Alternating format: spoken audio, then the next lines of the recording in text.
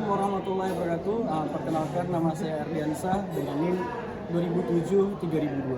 Baik, pada hari ini materi yang akan saya bahas di sini tentang praktek mengenai rem servo. Yang dimana pada kali ini saya akan menjelaskan dari penjelasan apa itu rem servo, kemudian komponen-komponen rem servo serta fungsi dari rem servo dan analisis kerusakan yang sering terjadi pada rem servo. Baik. Sedikit saya ingin menjelaskan tentang rem servo. Rem servo sendiri adalah rem mengandalkan dua sistem, yang dimana memanfaatkan sistem angin dan sistem hidrolik. Bisa dilihat di sini ada beberapa komponen utama dari rem servo sendiri. Yang pertama yaitu adalah kompresor. Kompresor sendiri berfungsi untuk menghisap udara dari di luar sistem servo sendiri. Yang kedua yaitu adalah brake chamber.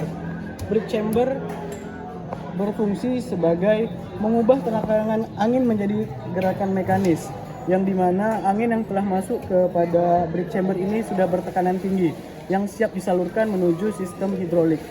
Kemudian ada air tank. Air tank ini atau air hose, udara berfungsi sebagai saluran untuk mengalirnya udara bertekanan tinggi. Nah, disinilah tempatnya berkumpul dari kompresor tadi disedot, kemudian dikumpulkan pada air tank.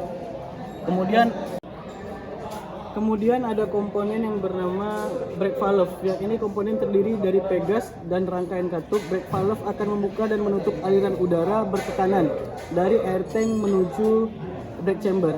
Oh ya, tadi ketinggalan, pada air tank ini terdapat indikator menunjukkan berapa kapasitas angin yang telah terkumpul pada tank ini. Kemudian pada brake chamber ini, di depan ini terdapat master rem. Master rem ini memberikan tekanan hidrolis pada sistem pengereman. Mungkin itu saja beberapa komponen dan serta fungsinya yang bisa saya jelaskan. Lanjut ke cara kerja dari rem servo. Cara kerja rem servo. Saat mesin menyala atau stop kontak dihidupkan, kompresor akan bekerja menghisap udara. Udara yang terhisap akan disalurkan menuju ke air tank. Setelah terkumpul di air tank, maka saat pedal rem ditekan, katup brake valve akan terbuka dan udara bertekanan tinggi akan menuju brake chamber. Udara bertekanan diubah oleh brake chamber menjadi gerakan mekanis sehingga tuas brake akan menekan master rem.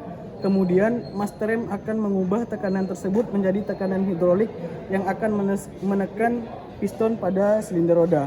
Gerakan tersebut akan mengakibatkan sepatu rem mengembang dan menekan tombol rem sehingga putaran roda berkurang atau bahkan berhenti. Mungkin itu saja sedikit dari cara kerja rem servo.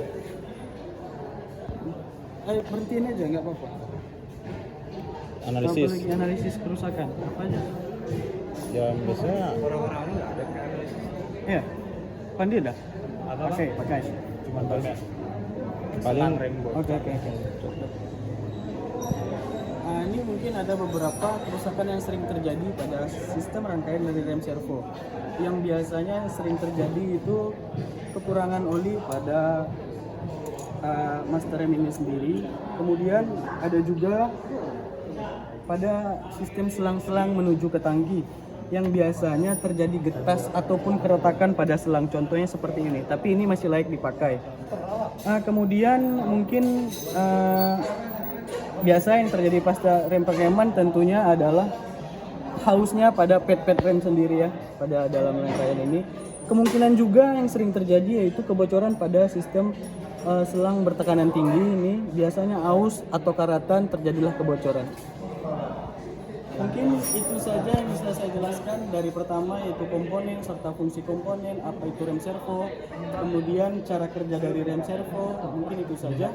Wabillahi taufiq wal hidayah. Wassalamualaikum warahmatullahi wabarakatuh.